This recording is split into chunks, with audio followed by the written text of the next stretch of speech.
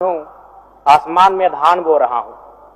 लोग कहते हैं पगले आसमान में धान नहीं बोया जाता है। जब धरती में भगवान जम सकता है तो आसमान में धान क्यों नहीं बोया जा सकता है।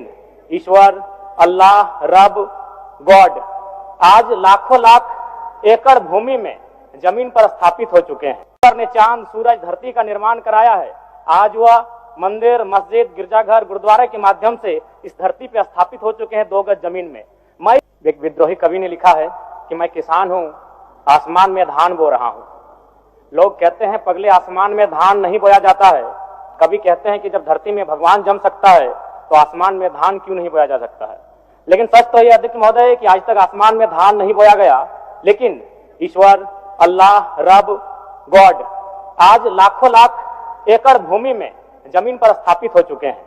लोगों की मान्यता, लोगों की आस्थाओं के अनुसार जिस ईश्वर ने चांद, सूरज, धरती का निर्माण कराया है, आज वह मंदिर, मस्जिद, गिरजाघर, गुरुद्वारे के माध्यम से इस धरती पर स्थापित हो चुके हैं 2 गज जमीन में। मैं इन पंक्तियों के माध्यम से यह कहना चाहता हूं अध्यक्ष महोदय कि ईश्वर के लिए, खुदा के लिए, रब के लिए, गॉड के लिए जमीन का इतना महत्व है तो एक आम व्यक्ति के लिए जमीन का कितना महत्व हो सकता है अध्यक्ष महोदय, मैं आपको यह संज्ञान में देना चाहता हूं। अमेरिकी कृषि विभाग और राष्ट्रीय कृषि सांख्यिकी के आंकड़े बताते हैं कि बिल गेट्स, जिनके पास 2,42,000 एकड़ भूमि है, यानी रामगढ़ जिला से तनिक कम अध्यक्ष महोदय, आज अगर इस राज्य का भ्रमण किया जाए तो आप पाएंगे कि इस राज्य का प्रत्येक दूसरा घर आज जमीन संबंधित विवादों से परेशान है। इसलिए मैं आपके माध्यम से सरकार को सचेत करना चाहूंगा कि आप कम से कम अंचल को दुरुस्त करें, नहीं तो आज हर एक घर गृह युद्ध में तब्दील हो जाएगा। समस्या है ऑनलाइन रसीद की, समस्या है रोटेशन की, समस्या है पंजी 2 की। इसलिए अध्यक्ष महोदय, उसके बाद महोदय अगर आप धनबाद, बोकारो, चूंकि मैं आता हूं, वहां क्या है कि जो माफियाओं का सिंडिकेट है वह सड़क के किनारे जमीन पर घात लगाकर निगरानी करते हैं। उन्हें जैसे ही मालूम चलता है कि ये जमीन का जो रैयत है वो अगर कमजोर है तो पौने दाम में फर्जी कागजात बनाते हैं और उस जमीन पर अपना दावा मजबूत करते हैं अध्यक्ष महोदय। तो इसलिए मैं आपसे चाहूंगा कि इस विषय को भी गंभीरता पूर्वक लेंगे।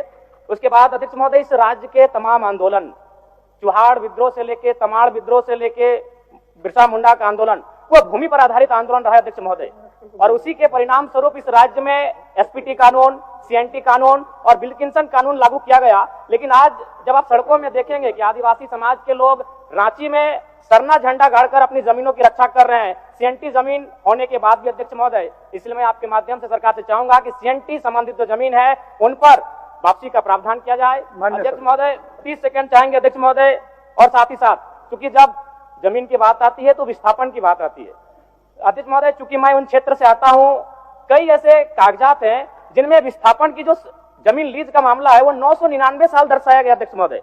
आप समझ सकते हैं कि कितना मतलब अमानवीय व्यवहार किया जा रहा है झारखंड के साथ। 999 साल कर लीजिए अध्यक्ष महोदय। एक घटना है बेरमो गोविंदपुर की, जमीन के बदले नियोजन की बात थी और नियोजन दिया गया उनको 55 साल की आयु में, 5 साल में नौकरी खत्म हो गया अध्यक्ष महोदय। यानी 3-3 पीढ़ियां विस्थापन के नाम पर 3-3 पीढ़ियां आज संघर्ष करके समाप्त होने के कगार पर है। इसलिए मैं आपसे मांग करता हूं कि इस राज्य में एक सशक्त विस्थापन आयोग का गठन किया जाए और अब तक जितने भी जगह विस्थापित हुए हैं लोग, उनके डाटा को कलेक्ट किया जाए और तद अनुसार उनको नियोजन और मुआवजा की प्रक्रिया को